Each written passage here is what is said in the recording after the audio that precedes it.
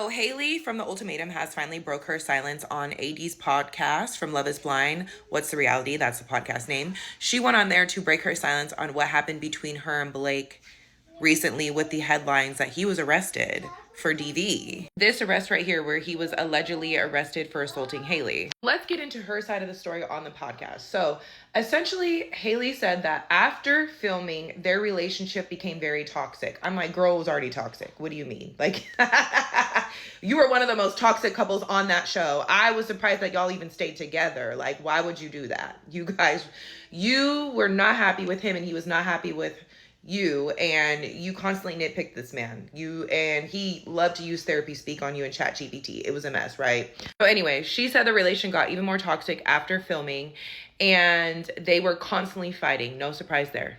They had went to couples therapy and it was not working. I'm sitting here, I'm like, you are 23 years old. Be that young and in couples therapy to try to marry is wild work to me. Like, baby, just let it go. That's not the man for you. Anyways, so they were going to couples therapy. They were constantly arguing. It was not working out. So they end up breaking up. However, they were living together at the time. So they decided to stay living together while broken up. That is the worst idea you can ever do. Like, if you're going to break up, y'all need to like actually split. But I understand the economy. I understand signing a lease. But baby, this is probably why this situation blew up the way it did and with Blake being arrested. So let's get into the actual arrest. So Blake that day had been out drinking with his coworkers with a golf outing, right? He comes home drunk and she's pissed off that he comes home drunk.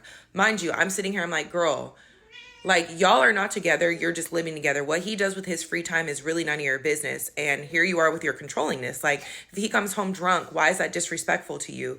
That is his own life. Like, I don't know. So she gets upset that he comes home drunk. She confronts him. They get into an argument and they start going at it. He goes to the room, falls asleep for a couple hours. She makes dinner. Then he wakes back up and they start going at it again. I'm like, sounds about right when it comes to these two. So they go at it again. It gets very heated. So she pulls out her phone and starts recording him. He gets really upset that she's recording him. And he basically tells her to get the fuck out of the house. She refuses. He said, if you don't get the fuck out, I'm going to drag you the fuck out. Like, I'm going to drag your ass out. She refuses. He gets a hanger, raises his hand like this, like he's going to strike her. And she takes that as like him intimidating her, him planning to put hands on her. What gagged the fuck out of me is apparently Blake's dad lived like down the way, like close enough to where he could hear the argument. So Blake's dad calls the cops. I'm like, why you live right by that man? Well, child, I don't know. So Blake's dad calls the cops. The cops come.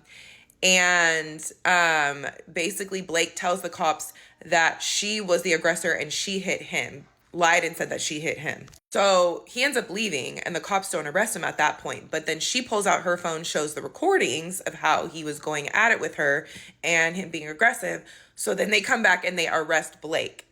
Now here's where stuff gets muddy, okay? So Blake's attorney and him say that he was arrested. However, he was released and record expunged because there was no reason to arrest him. Haley says that she dropped the charges. Okay, so there's two different stories going on here. Well, another content creator, Reality Check, please go follow her. She's got the tea. She's got some good piping tea. She'd had Haley's cousin in the comments, okay, of one of her videos.